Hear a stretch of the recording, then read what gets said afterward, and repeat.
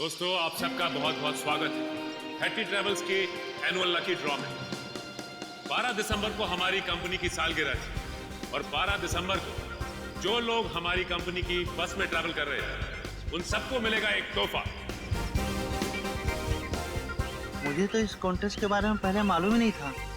मुझे भी नहीं पता था। मैंने भी ये खबर अखबार में पढ़ी।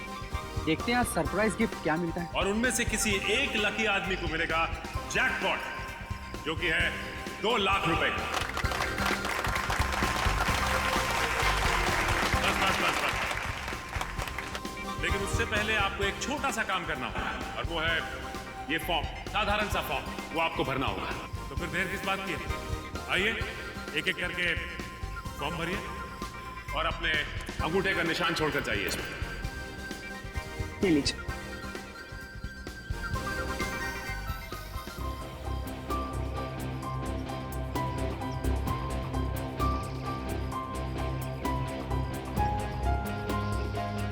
मैडम, ये सारे के सारे फॉर्म स्कैन कर लो, नेट पे डालेंगे ना? जी सर जी।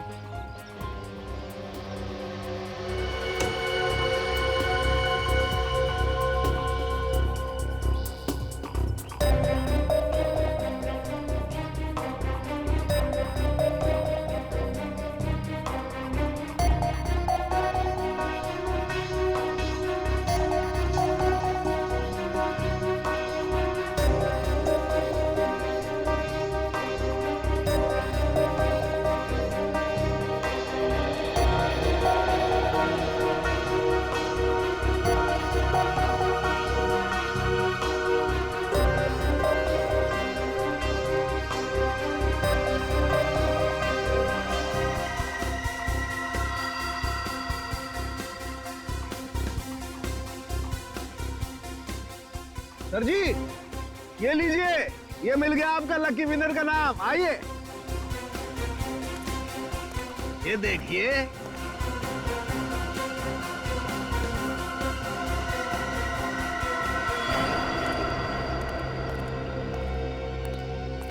दोस्तों, आप सबका इंतजार अब खत्म हुआ। अब हम घोषित करने जा रहे हैं विनर का नाम, जो कि है मिस्टर जगन। मैं जगन हूं। मैंने जैकपॉट जीत लिया। मुझे विश्वास ही नहीं हुआ। मैंने 2 लाख रुपए जीते। 2 लाख। सर, कहाँ लेना है? आपके लिए हमने और भी कुछ सोच के रखा। उससे भी बड़ा सर? उससे भी बड़ा क्या सर? जेल का। जेल? जगन बाबू, सारी जिंदगी जेल में रहने का इनाम। ये कैसा मजाक है? मैं जेल क्यों जाऊंगा? मैंने ऐसा क्या किया है सर? चेतन का खून किया है, जहरीली सुई चुभोकर। मैंने खून?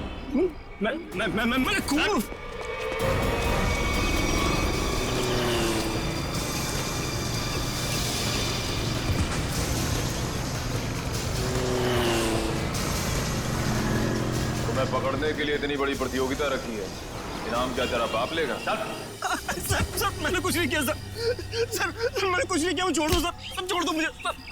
अब बोल, चेतन का खून क्यों किया तूने? सर, मुझे पैसे मिलने थे उसके। सर, कौन देने वाला था पैसे तुझे? आज रात को मिलेगा वो आदमी मुझसे। सर, तो आज रात को हम भी मिलते हैं उससे।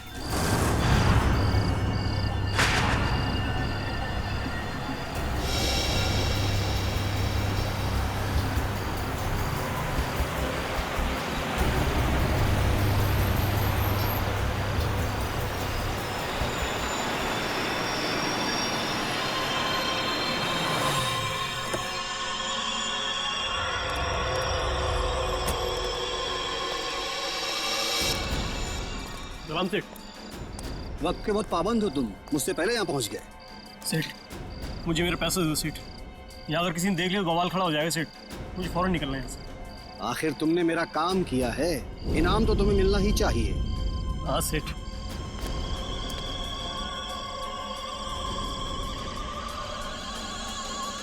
ये रहा तुम्हारा इनाम, देखना चाहोगे?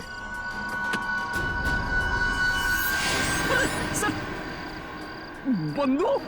हाँ, बंदूक। क्या मजाक है सेठ? ये मजाक नहीं और ना ही कोई खिलौना है, ये असली बंदूक है और चलती भी है। और इसीलिए तो अगली गोली तेरे सीने के पार ठोकनी है। सर, मुझे क्यों मारना चाहते हैं? मैंने तो हेल्प की आपकी। इसीलिए तो अब तुम मेरे लिए एक खतरा बन चुके हो, और मैं खतरों को पालता नहीं हूँ, उन्हें खत्म कर देता हूँ। Finish. Bye Jagan. Good evening guys, कैसे हैं आप? आज की शाम आप जैसे संगीत प्रेमियों के नाम एंड आई मेक श्योर आज की शाम रॉकी एंड बैंड के साथ आप लोगों की बहुत ही यादगार शाम होगी। तो हो जाइए तैयार रॉक एंड रोल करने के लिए रॉकी के गानों के साथ।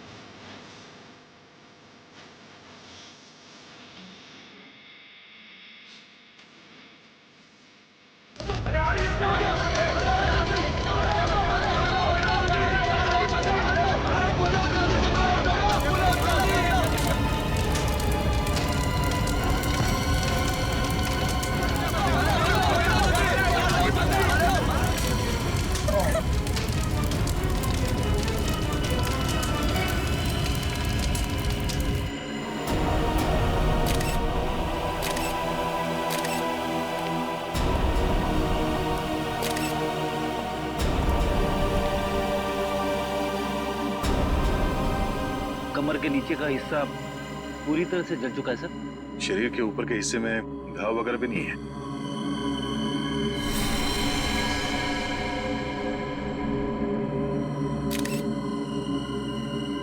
क्या स्टेज पे किसी भी चीज को हाथ तो नहीं लगा किसी ने? नहीं सर। ये आग कैसे लगी? पता नहीं सर कैसे लगी। जैसे हमने रॉकी को आग की लपटों में घिरे देखा, हम भागकर स्टेज पर आए, पर सर रॉकी को हम बचा नहीं पाए।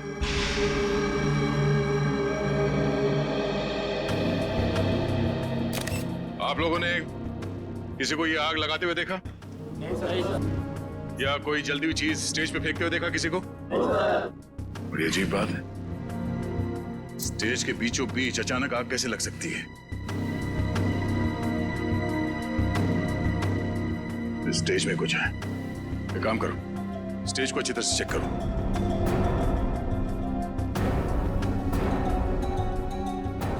सर, हाँ? मैं कुछ कहना चाहती हूँ। क्या बताना चाहती हो?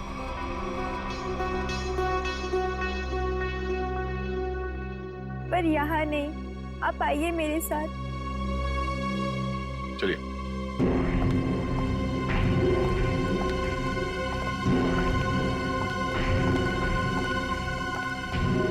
बोलो, क्या बताना चाहती हो? मुझे शक है कि किसी ने उसका खून किया है। किसने खून किया? कौन है वो? सर, वो कौन है ये तो नहीं पता, लेकिन कुछ दिनों से हमारे बैंड को धमकी भरे लेटर्स भेज जा रहे थे। धमकी भरे लेटर्स? हाँ, और वो सारे लेटर्स रॉकी के नाम पर भेजे जा रहे थे, वो भी खून से लिखे हुए। क्या आप हमें वो खून से लिखे हुए लेटर्स दिखा सकती हैं? हाँ सर, मैं अभी लेकर आती हूँ। प्लीज। सर, अगर लेटर्स भेजने वाले ने आग लगाई है तो इसका मतलब है कि शो के दौरान वो ऑडिटोरियम में मौजूद था। हाँ परवीन, लेकिन उसने ये आग लगाई कैसे, ये पता लगाना जरूरी है। सर, मिला फ्रेडी? तो ये देखिए, नीचे से एक वायर का तार निकला हुआ है। तार निकला हुआ है स्टेज के नीचे से?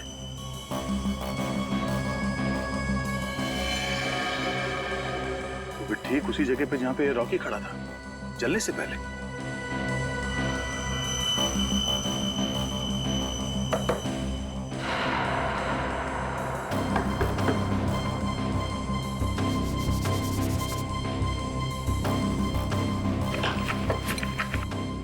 स्कूटर देना।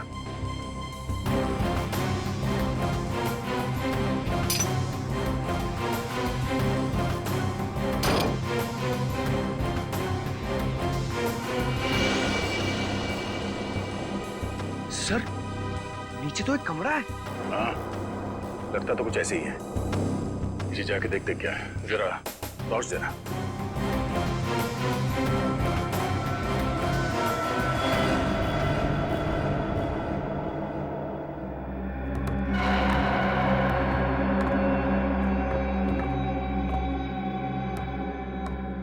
अरे, ये कैसा छुपा हुआ कमरा है सर? पूरे कमरे में धूल मिट्टी पड़ी हुई है। ये कलाकारों के लिए अलग से बनाया हुआ कमरा है। यहाँ से स्पेशल एंट्री दिखाते हैं। सर, खूनी ने स्पेशल एंट्री के लिए बनाए दरवाजे का बड़ी होशियारी से इस्तेमाल किया है। सर ये देखिए, ये वायर ऊपर से नीचे आ रही है सर। ये वायर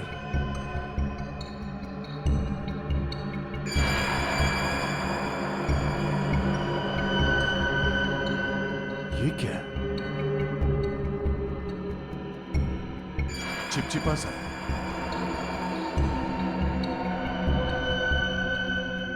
ये तो रबर सोल्यूशन है। सर, रबर सोल्यूशन यहाँ पर? हाँ, यहाँ पे क्यों? ओह, अब समझ में आया। ये सारा मामला है क्या? क्या सर? ये सब रॉकी को मारने का प्लान था। ये इलेक्ट्रिक वायर, ये रबर सोल्यूशन।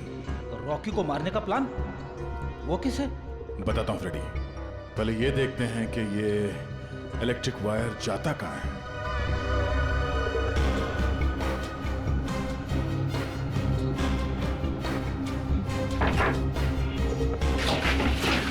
संभाल के।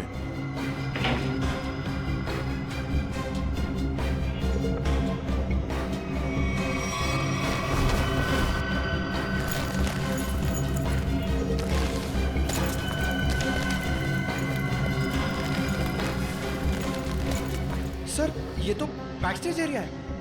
वो देखिए, एक्स्ट्रा ड्रम्स और गिटार भी दिख रहे हैं।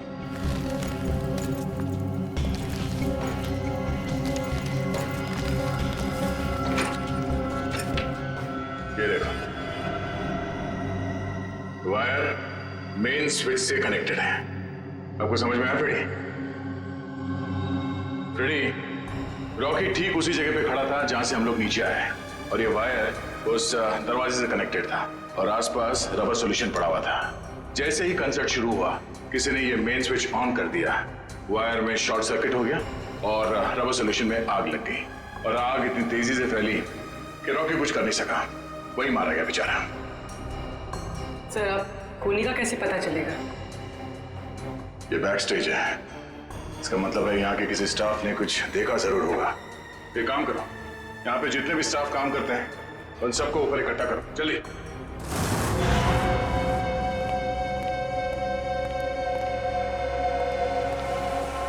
सब लोग आ गए? अच्छा, एक बात बताओ, शो स्टार्ट होने वाला था या फिर शो स्टार्ट हो चुका था? उस वक्त आप में से किसी ने स्टेज के पीछे जो कॉरिडोर है, उसमें जो इलेक्ट्रिक स्विच बोर्ड है, उसके आसपास किसी को देखा था? स्विच बोर्ड के पास? वो क्यों? क्योंकि किसी ने वायरिंग के साथ छेड़छाड़ की है और वही आदमी रॉकी की मौत का जिम्मेदार है। ओह नो सर, ये आप क्या कह रहे हैं? सर, मैं तो स्टेज पर था रॉकी के साथ। और जो बैंड मेंबर्स परफॉर्म नहीं कर रहे थे वो लोग भी स्टेज पर खड़े थे रॉकी को चीयर करने के लिए। और तुम कहाँ? तुमने किसी को देखा स्विच बोर्ड के पास जाते हुए?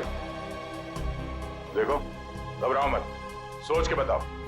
हाँ, शो शुरू होने से पहले आखिरी बार तुमने कॉरिडोर में किसको देखा था?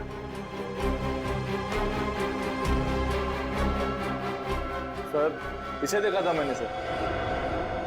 करण, ये तुम क्या बोल रहे हो? सर मैं झूठ नहीं बोल रहा हूँ, इसे ही देखा था मैंने कॉरिडोर में यहाँ। अब बताओ मिस्टर करण, तुम कॉरिडोर में गए थे या नहीं? सर हाँ मैं गया था, लेकिन क्या करने गए थे तुम वहाँ? हाँ? तुम्हें शो में परफॉर्म नहीं करना था?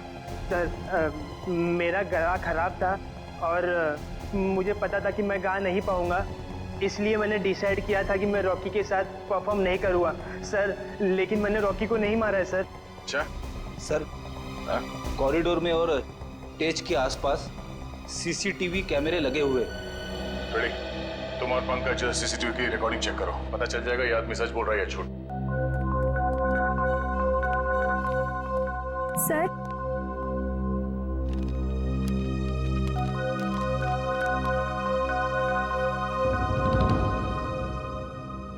वाकई ये लेटर्स तो फोन से लिखे हैं।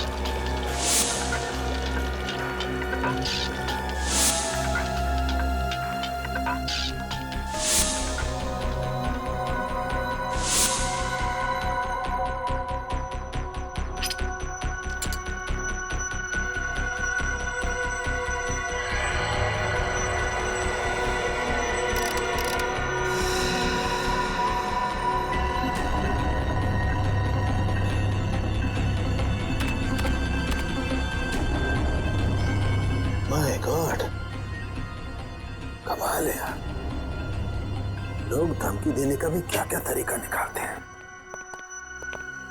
के किस सोच में पड़ा है तू? बॉस ये जो लेटर्स हैं ये खून से लिखे गए।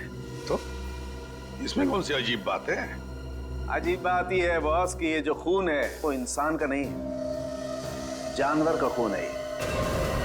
जानवर के खून से? हाँ, ये लेटर्स भेड़ के खून से लिखे गए हैं बॉस, भेड़ के खून से। भेड़ के खून से? और क्या पता चला? ये लेटर्स मैंने अच्छी तरह से स्टडी किए हैं। जिस किसी ने भी ये लेटर्स लिखे हैं वो बहुत ज्यादा पढ़ा लिखा इंसान है। सलून साहब, ये रॉकी के शरीर पे जले हुए के अलावा किसी और चोट या घाव का निशान? नहीं सचिन, इस रॉकी के शरीर को मैंने अच्छी तरह से चेक किया है और किसी किस्म का कोई निशान नहीं है। इस रॉकी का शरीर आधा जल चुका था और जलने की वजह से इसकी मौत हुई। सर, जिसने भी ये धमकी भरे लेटर्स भेजे हैं, सर वही खूनी है क्या? हाँ निखिल, जिसने भी ये धमकी भरे खत लिखे हैं ना, उसी ने खून किया है। पर एक बात है, भेड़ का खून मुंबई जैसे शहर में आसानी से नहीं मिल सकता। वो जरूर किसी जंगल वाले इलाके या फिर फार्म हाउस वाले इलाके से ही मिला है। तो हमारे शहर के आसपास जितने भी फार्म हाउसेज है, वहां जाकर के पता लगाओ, पूछताछ करो और देखो किसने भेड़ का खून किसी को दिया है या फिर बेचा है क्या।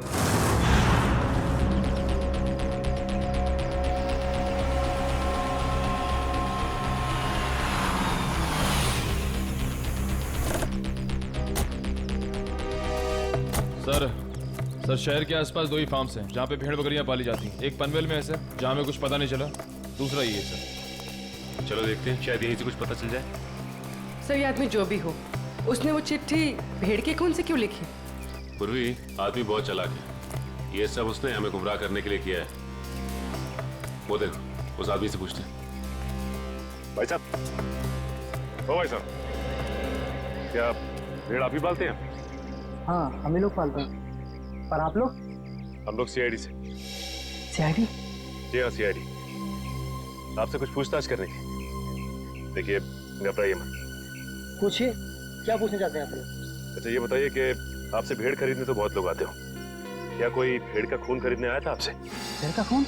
या भेड़ का खून? नहीं साहब, ऐसा तो कोई आदमी नहीं आया। अपने इन आदमियों से पूछिए जो काम कर रहे हैं, शायद इन्हें कुछ पता हो। ए, तुम दोनों यहाँ आओ। जी साहब। अच्छा ये बताइए कि आपसे कोई भेड़ का खून खरीदने के लिए आया था क्या? देखो घबराओ मत, जो कुछ तुमको पता है सब कुछ सच सच बताओ। साहब वो कुछ दिन पहले एक आदमी भेड़ का खून लेने आया था साहब। क्या? तुमने मुझे क्यों बताया? गलती हो गई, माफ कर साहब। वो उसके लिए उसने मुझे बहुत पैसा दिया था, बोला था कि कुछ दवाइयाँ बनाना, इसके लिए उसे भेड़ का खून चाहिए साहब। क्या तुम उसे पहले से जानते थे? नहीं, मैं पहली बार मिला था। उसके बारे में और कुछ याद है तुम्हें? उसका पहनावा या उसकी कोई आदत? हाँ, उसके पास एक महंगा फ़ोन था, वो बार बार फ़ोन को ही देख रहा था साहब। ऐसा फ़ोन मैंने कभी नहीं देखा। ऐसा क्या था उस फोन? नीले रंग का फ़ोन था, उस पर स्टार बना हुआ था साहब, और उसके पीछे कुछ एल जैसा लिखा हुआ था साहब। 5-6 दिन पहले लोकम नाम की इंटरनेशनल कंपनी ने एक ऐसा फ़ोन लॉन्च किया है। अखबारों में उसकी काफ़ी चर्चा भी हुई थी। फिलहाल शहर में एक ही आउटलेट है इसका जहाँ ये फ़ोन मिलता है, लोखंडवाला में। रुक नहीं, एक मिनट सर।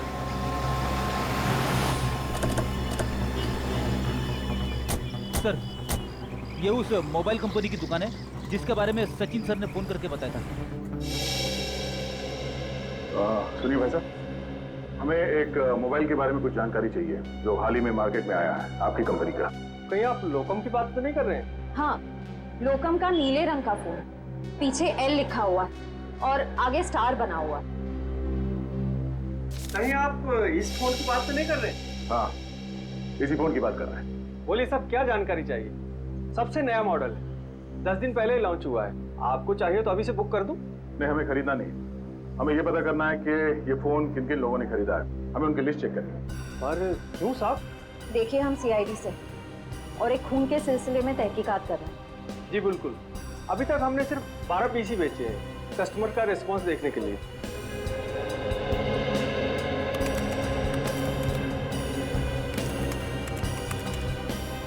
ये देखिए साहब, वो लिस्ट 5 रेड कलर के बिके हैं और बाकी के 7 नीले रंग। नीले रंग के फोन जिन लोगों ने खरीदे हैं उनके लिस्ट चेक करनी है। ये रही साहब लिस्ट। चेतन? लेकिन चेतन तो उस न्यू एज रॉक बैंड का मेंबर है, वो भला अपने ही आदमी का खून क्यों करेगा? ये तो चेतन ही बताएगा। फिर घर चलते हैं, जरा चेतन का एड्रेस है।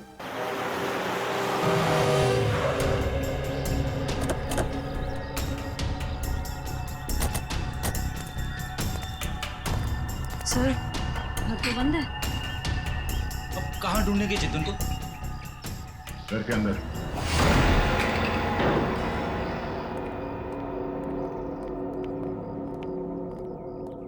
घर के अच्छी तरह से तलाशी लो, देखो कुछ मिलता है क्या।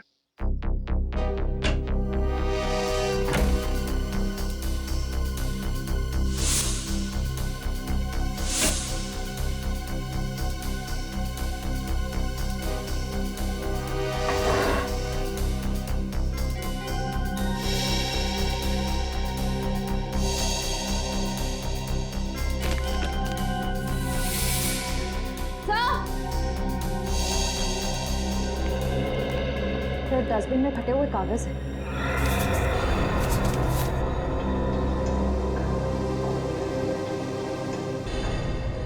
ये तो कोई ड्राइंग जैसा है। लगता है चेतन ने कोई ड्राइंग बनाई होगी और घर से निकलने से पहले इस कागज को फाड़ के चला गया होगा। टुकड़ों को जोड़ के देखते हैं, पता चल जाएगा इस चेतन ने क्या ड्राइंग बनाई थी।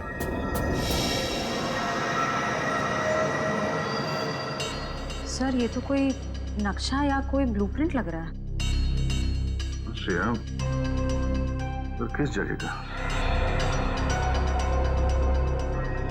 तो करण के ऑफिस के कैबिन का ब्लूप्रिंट है। करण? सर, ये करण भी तो न्यू एज रॉक बैंड का मेंबर है। सर, ये देखिए, उसके कैबिन में जितने भी म्यूजिकल इंस्ट्रूमेंट्स हैं और जितने भी इलेक्ट्रिक कनेक्शंस हैं, सब मार्क किए गए हैं। चेतन के घर पे करण के ऑफिस का मैप क्यों? करण की जान को खतरा तो नहीं है?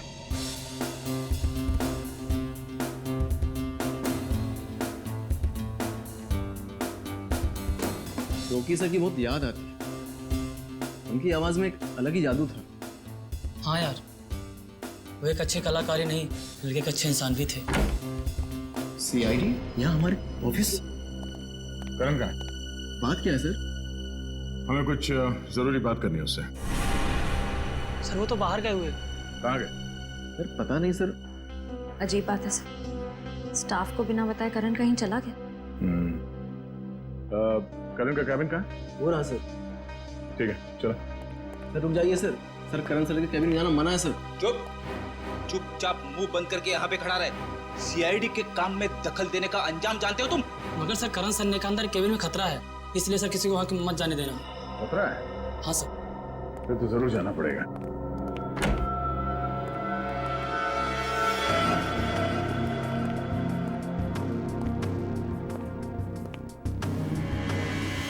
सर ये कैबिन तो बिल्कुल वैसा ही है जैसा उस ब्लूप्रिंट में था जो हमें चेतन के घर से मिला था। हाँ श्रेया, सारे म्यूजिकल इंस्ट्रूमेंट्स वैसे ही रखे गए जैसे उस नक्शे में मार्क किए गए थे। लेकिन क्यों? तो देखो कुछ मिलता है क्या?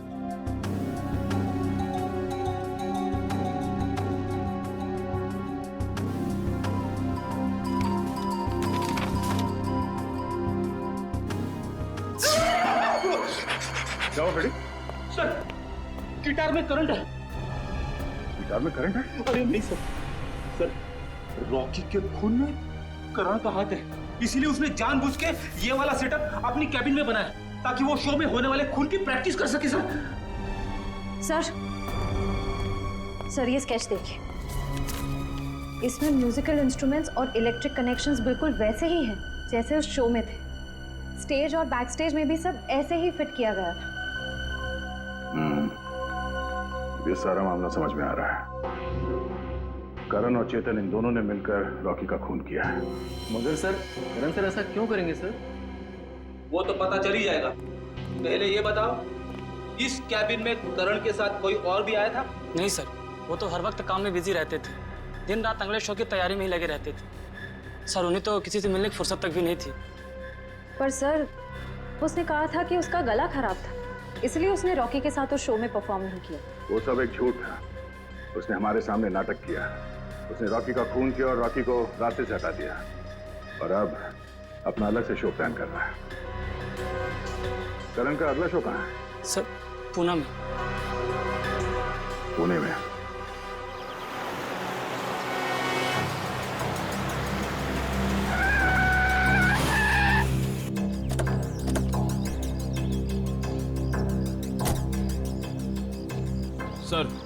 सर मोबाइल कंपनी के हिसाब से चेतन के फोन का आखिरी लोकेशन यहाँ पे ट्रेस हुआ है सर। सर इसी सुनसान जगह पर चेतन ही आया क्यों होगा? यहाँ आसपास तो कुछ भी नहीं है। कुछ तो जरूर है। हो सकता है चेतन यहाँ पे किसी से मिलने आया हो और उसके बाद यहाँ पे आके कहीं छिप गया। पर सर अब हम चेतन को ढूंढेंगे कैसे? वो देखो सामने छोटी सी दुकान दिख रही है ना, वहाँ चल के पूछते हैं।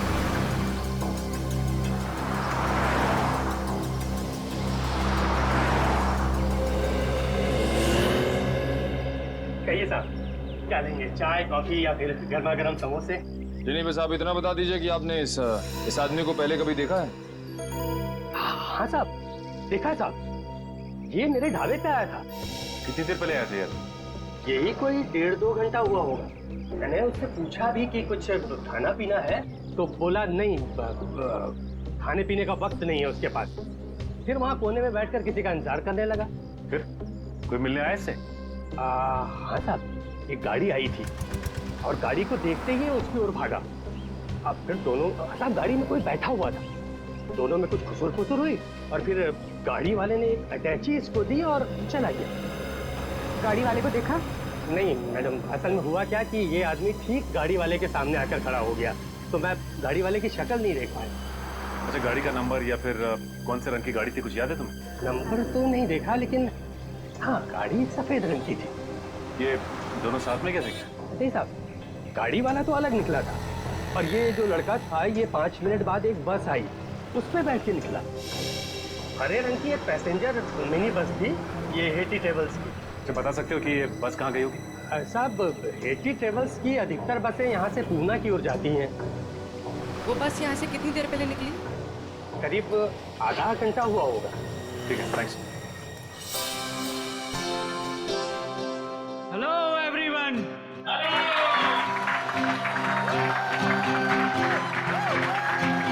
तो आखिरकार वो दिन आ ही गया जिस दिन का आप सबको बेसब्री से इंतजार था। तो अपने दिलों को थाम के बैठिए, क्योंकि अब आपके सामने आ रहे हैं आपके दिलों की धड़कनों को तेज करने the one and only mister करण।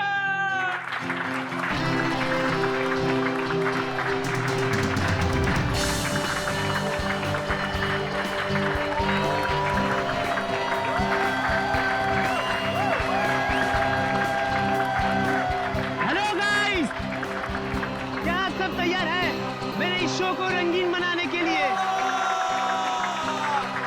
क्या आप सब मेरे साथ झूमेंगे? मेरे साथ गाएंगे भी? नहीं।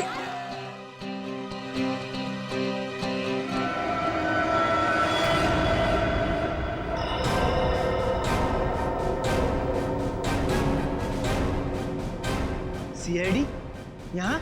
हाँ, आप लोग सब प्लीज बाहर जाइए। हम करण जी का शो अकेले में देखना चाहते हैं। टेंशन लेने की जरूरत नहीं है, तुम्हारे पैसे तुम्हें मिल जाएंगे। चलो चलिए चलिए। नहीं नहीं, ये नहीं हो सकता। रुक जाइए आप सब लोग। ये मेरे जिंदगी का पहला शो है। मैं लोगों को बता देना चाहता हूँ, मैं ही नंबर 1 रॉकस्टार हूँ। तुमने तो कहा था कि तुम्हारा गला खराब है, अब तुम गाओगे कैसे? वही तो, बेसुरा गाने से तुम्हारा नाम खराब हो जाएगा। देखिए, वो तो मैंने कुछ नहीं किया। तुमने हमसे झूठ बोला कि तुम्हारी तबीयत ठीक नहीं है, इसलिए तुम रॉकी के साथ स्टेज पर नहीं थे। पर सच तो ये है कि रॉकी को तुमने मार डाला और अब खुद रॉकस्टार बनने चले हो।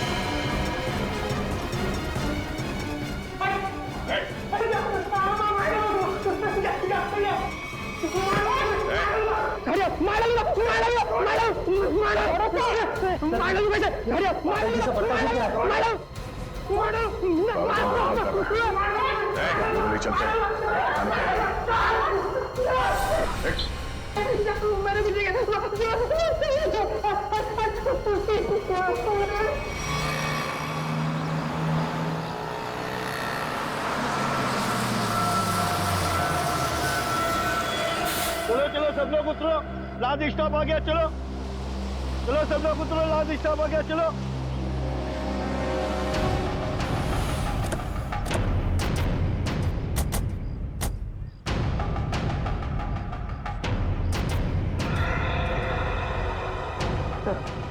हो रहा चेतन, बस से उतर रहा।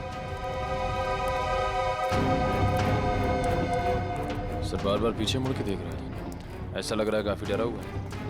गलत काम करेगा तो डरेगा ही।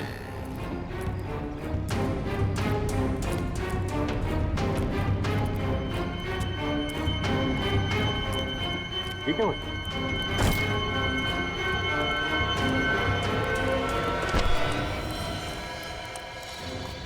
प्लीज प्लीज प्लीज हटिए हटिए प्लीज। माय गॉड, ये तो मर गया। मर गया? अचानक क्या हो गया इसे?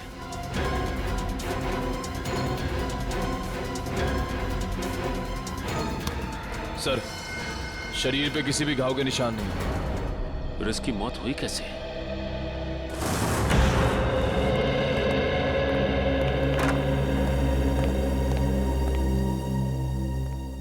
बताओ करण, एक कलाकार होने के बावजूद भी क्यों किया तुमने ये? है? क्यों किया? बताओ। मेरा बेटा कहाँ है? करण, करण, मेरा बच्चा, तू ठीक है ना? आप क्यों मेरे बेटे के पीछे पड़े? मेरे बेटे ने कोई गुनाह नहीं किया है। गुनाह किया है, किया है गुनाह। करण ने रॉकी का खून किया है। खून? नहीं नहीं एसीपी साहब, लगता है आपसे कोई भूल हो गई है। देखिए, मेरा बेटा किसी का खून नहीं कर सकता। अच्छा, करण के ऑफिस में वो म्यूजिकल इंस्ट्रूमेंट के साथ बिजली के तार क्यों जोड़े गए? और वो स्टेज का स्केच, वो कहां से आया जहां पे रॉकी की मौत हुई थी? सर, मैं मानता हूं मैं रॉकी को मारना चाहता था। मैंने वो इलेक्ट्रिक वायरिंग भी की, स्टेज पर रबर सॉल्यूशन भी लगाया और रॉकी को जलाकर मार देने का प्लान भी बनाया। पर यकीन कीजिए सर, मैंने रॉकी को नहीं मारा है। मैंने तो लास्ट समय अपना प्लान बदल दिया था सर। झूठ झूठ बोल रहे हो तुम नहीं मारा है रॉकी को, और तुमने चेतन को अपने प्लान में शामिल कर लिया ताकि सारा इल्जाम उस पर जाए। कौन चेतन? वही चेतन जो तुम्हारे रॉक बैंड का मेंबर था, समझा? सर, चेतन से मेरा कुछ लेना देना नहीं है सर। अच्छा, रॉकी का खून तुमने नहीं किया, चेतन के साथ तुम्हारा कोई संबंध नहीं है। सब पता लगा लेंगे करण, सब पता लगा लेंगे। सचिन, पता नहीं क्यों, लेकिन ऐसे लगता है कि इस करण की बातों में कोई सच्चाई है। सर, अगर ये चेतन करण से मिला हुआ नहीं है, तो चेतन के घर में करण के ऑफिस का ब्लूप्रिंट कैसे आया? और फिर इलेक्ट्रिक वायरिंग पे जगह जगह मार्किंग की गई थी। लगता है ये चेतन करण की कॉपी कर रहा था ताकि रॉकी के खून का इल्जाम इस करण पर आ जाए। पर सर, चेतन को किसने मारा होगा? कोई और है सचिन, कोई तीसरा, जिसने चेतन के हाथों रॉकी को मरवा दिया और फिर अपना काम होते ही चेतन को भी ऊपर भेज दिया। पर है कौन ये तीसरा?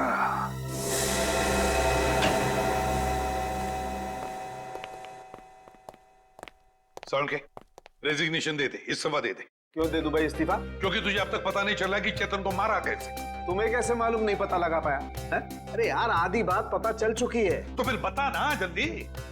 देखो, इसकी मौत जहर देने की वजह से हुई है। क्या जहर देगी? हाँ, जहर देगी। अब जहर कैसे दिया गया है इस बात का पता लगना बाकी है। अभी पता लगता नहीं यार, 1 मिनट रुको ना यार तुम।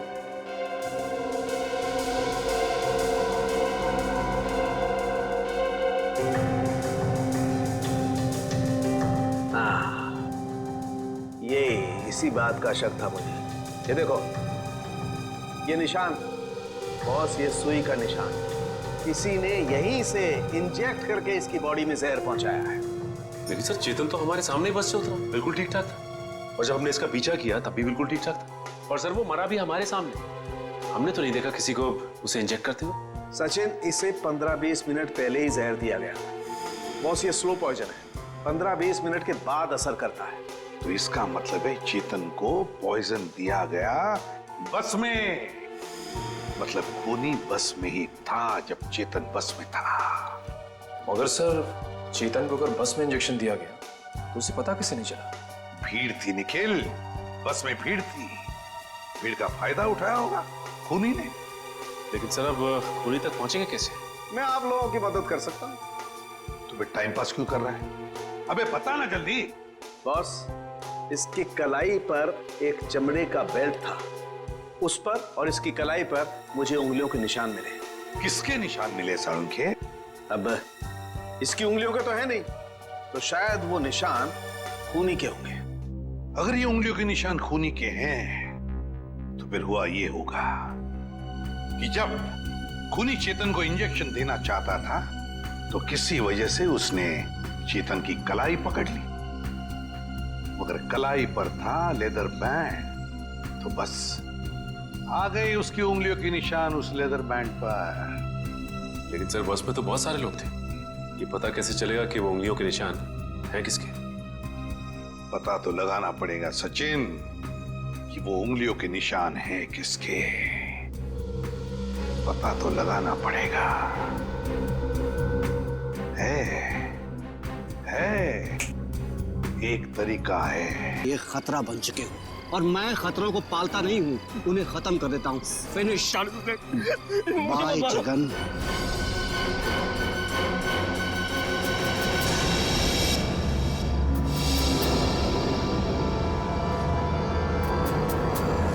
परिमल जी,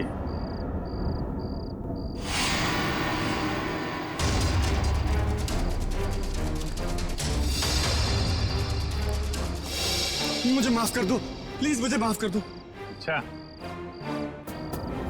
कभी कभी आदमी को ज्यादा चालाकी भारी पड़ जाती है परिमल जी। लोगों को इनाम देने का बहुत शौक है ना, अब सीआईडी का इनाम चाहिए। हाँ, मैं नहीं मारा रॉकी और चेतन को। क्यों? हाँ? क्यों मारा तुमने रॉकी और चेतन? तुम तो रॉक बैंड के गुरु थे ना? गुरु? क्यों? क्योंकि उनकी वजह से मैंने अपना बेटा खोया था। उसकी मौत का बदला लिया है मैंने। मौत का बदला? मतलब? क्योंकि उनकी वजह से मेरे बेटे ने आत्महत्या की थी। वो कैसे? मेरा बेटा बहुत अच्छा गाता था, उसकी आवाज में जादू था। बहुत जल्दी वो बहुत पॉपुलर होने वाला था। बस ये रॉकी और करण जलते थे उससे। इन दोनों ने मिलकर मेरे बेटे का कैरियर बर्बाद करने का प्लान बनाया।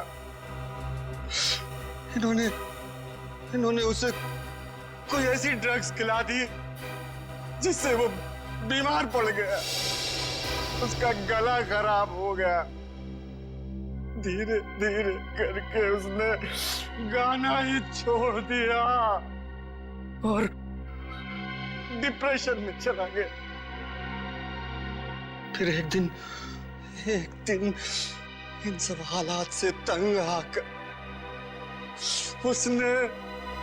उसने आत्महत्या कर ली। आप इतने यकीन के साथ कैसे कह सकते हैं कि ये सब कुछ रॉकी और करण ने किया?